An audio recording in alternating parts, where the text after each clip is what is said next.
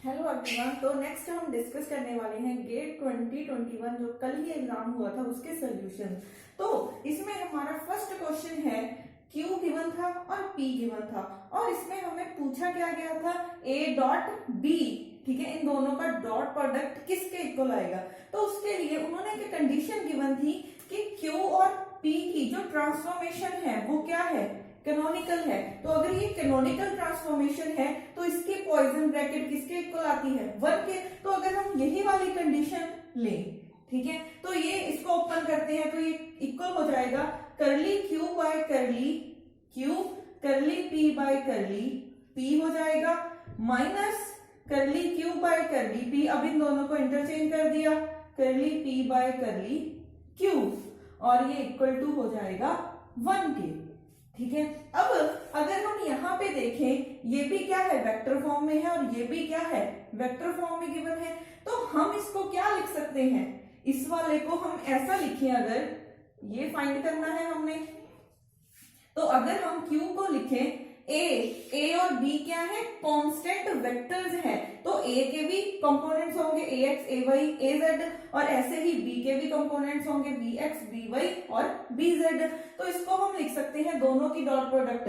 अगर हम A के कंपोनेंट्स होंगे AX I cap, AY J cap, AZ K cap, और इसके भी कंपोनेंट्स होंगे PX I cap, PY J cap plus PZ K cap. तो इन दोनों को I डॉट I क्या हो जाएगा 1, J डॉट J 1 और K डॉट K 1। तो यहां से Q क्या आ जाएगा, AX PX, AY PY, AZ PZ। Similarly P हो जाएगा। तो अगर हम P की वैल्यू देखें, P की वैल्यू किसके इक्वल आ जाएगी, BX QX, BY QY plus BZ QZ, ये हो जाएगा। अब अगर यहाँ पे हम देखें, ये समेशन डला हुआ है, समेशन डला हुआ तो यहाँ पे x भी आएगा, y भी आएगा और z भी आएगा। तो यहाँ पे इसको हमें ऐसा लिखना होगा, करली Q बाय करली QX, और इसका ही PX कंपोनेंट आएगा। अगर इसका x ले रहे हैं तो इसका भी x लेना है, माइनस करली Q बाय करली PX, यहाँ पे भी x कर दो, प्लस अब सिमिलरली y कंपोनेंट लिखना है, करली Q बाय करली QY, करली P बाय करली PY, माइनस करली Q बाय करली PY, करली P बाय करली QY। सिमिलरली यहां पे हो जाएगा z वाला, करली Q बाय करली, यहां पे हो जाएगा QZ, करली P बाय करली QPZ, माइनस करली Q बाय करली PZ, स्मॉल आएगा नीचे, इंटू करली P बाय करली QZ। ठीक है, x कंपोनेंट आएगा, y आएगा, फिर आएगा हमारे पास z। अब हमने ये इक्वल है 1 के।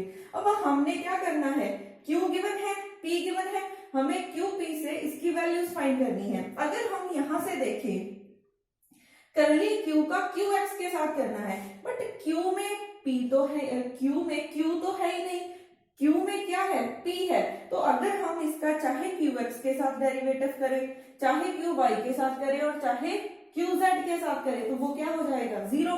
तो ये वाला कंपोनेंट भी 0 हो जाएगा, ये वाला कंपोनेंट भी 0, और यहां से ये वाला कंपोनेंट भी 0।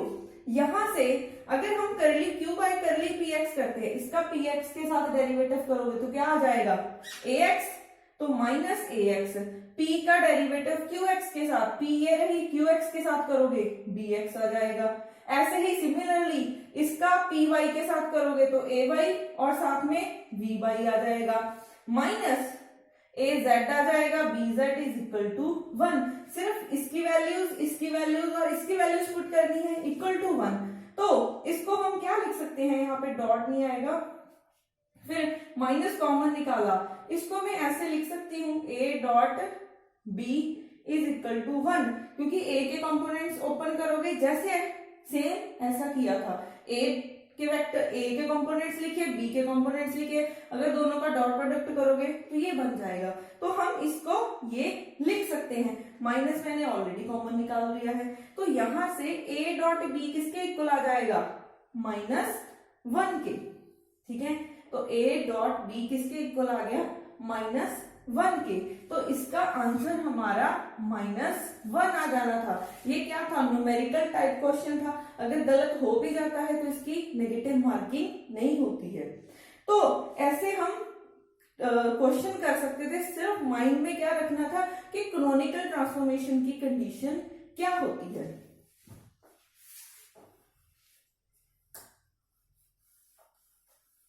उसके बाद करते हैं सेकेंड क्वेश्चन।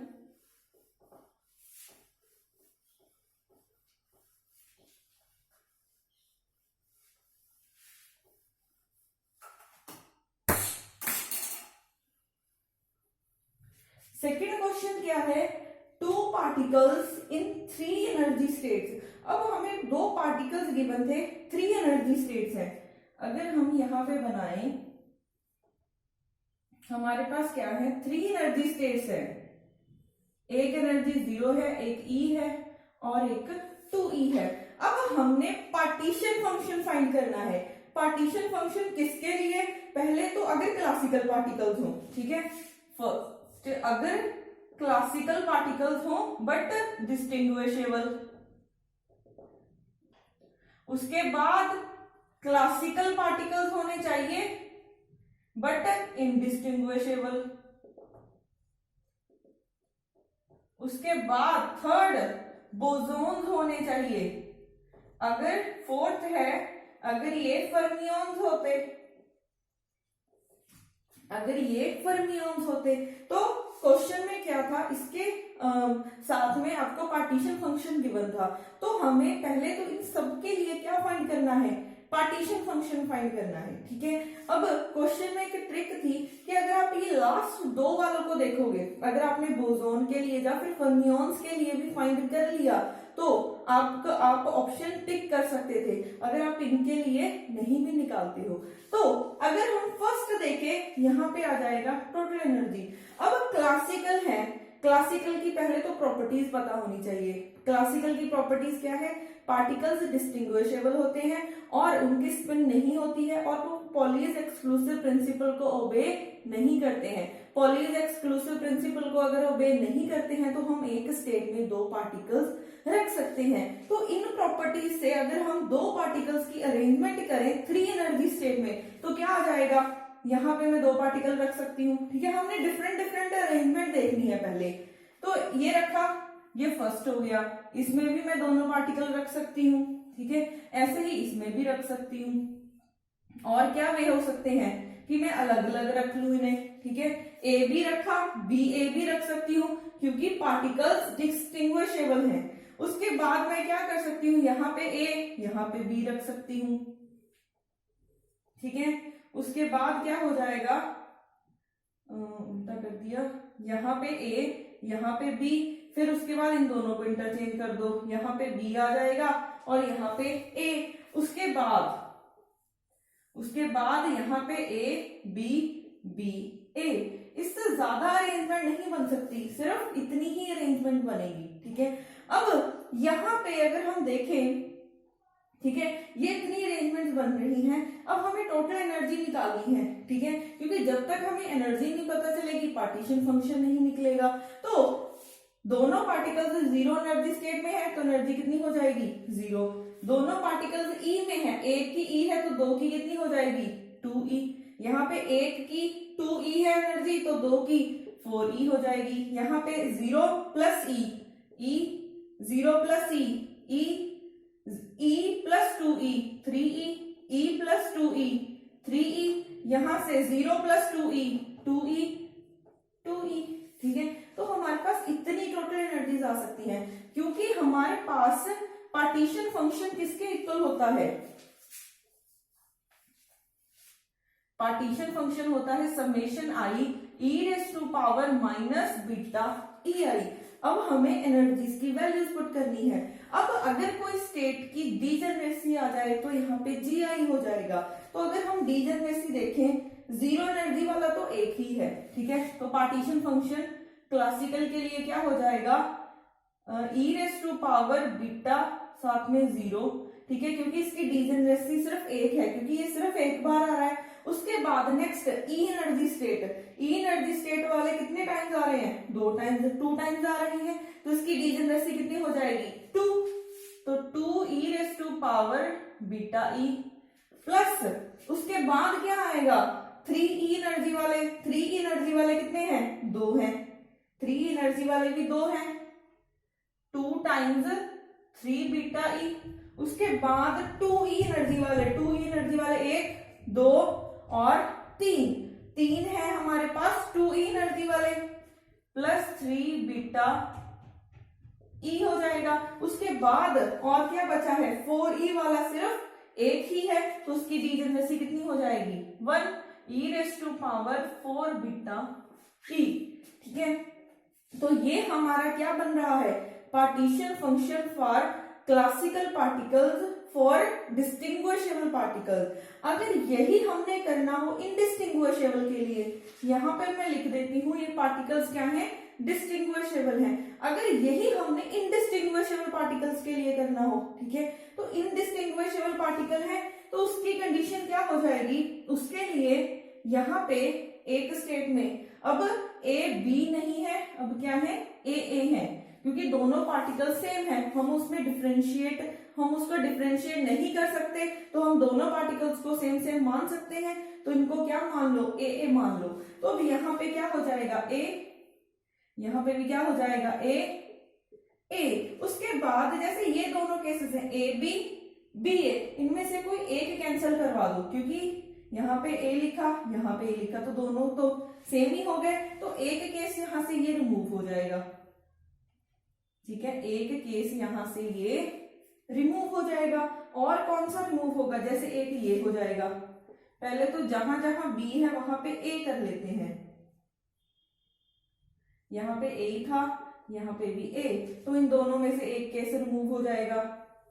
और कौन सा, इन दोनों में से एक केस रिमूव हो जाएगा, ठीक है। तो हमारे पास इतने नंबर ऑफ वेज बन रहे हैं, तो अगर हम इसके लिए पार्टीशन फंक्शन देखें तो क्या हो जाएगा, Q C but indistinguishable particles हैं, तो जीरो एनर्जी वाला क्या है, सिर्फ एक ही है, E raise to power beta 0 plus E energy वाला भी एक ही है, E raise to power minus beta E. उसके बाद 2 ई एनर्जी वाले 2 पार्टिकल्स हैं plus 2 E raise to power beta E, ठीक है।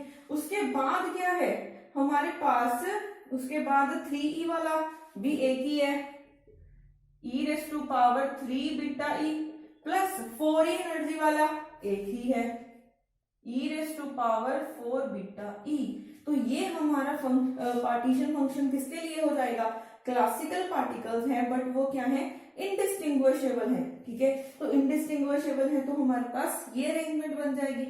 उसके बाद अगर हम करें बोसोन के लिए, ठीक है, अगर हम बोसोन के लिए करें तो बोसोन की प्रॉपर्टीज क्या क्या होती हैं, पहले तो ये दोनों पार्टिकल्स इनडिस्टिंग्विशेबल होते हैं, उसके बाद ये बोसोन की इंटीग्रल स्पिन होती है, इनकी क्या होती है, हाफ इंटीग्रल स्पिन। उसके बाद ये तो पॉलीज एक्सक्लूसिव प्रिंसिपल को ओबे करते हैं, बट ये पॉलीज एक्सक्लूसिव प्रिंसिपल को ओबे करते हैं, ये ओबे नहीं करते हैं, तो हम एक स्टेट में 2 पार्टिकल्स रख सकते हैं। तो बोसोन के लिए अगर हम देखेंगे तो यही वाला सेम आ जाएगा, ठीक है, बोसोन के लिए यही वाला सेम आ जाएगा।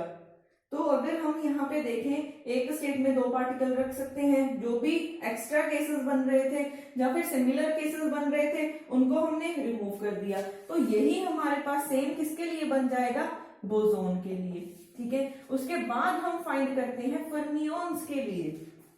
फर्मियोन्स के लिए कौन से केस आएंगे, अब फर्मियोन्स की प्रॉपर्टी है कि एक स्टेट में हम 2 से ज्यादा पार्टिकल रख नहीं सकते, ठीक है।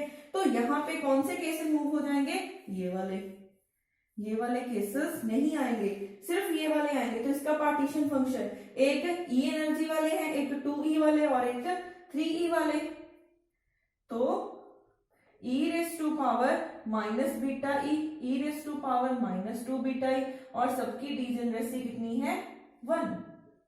तो ये हम ऐसे किसी के भी पार्टीशन फंक्शन फाइंड कर सकते हैं।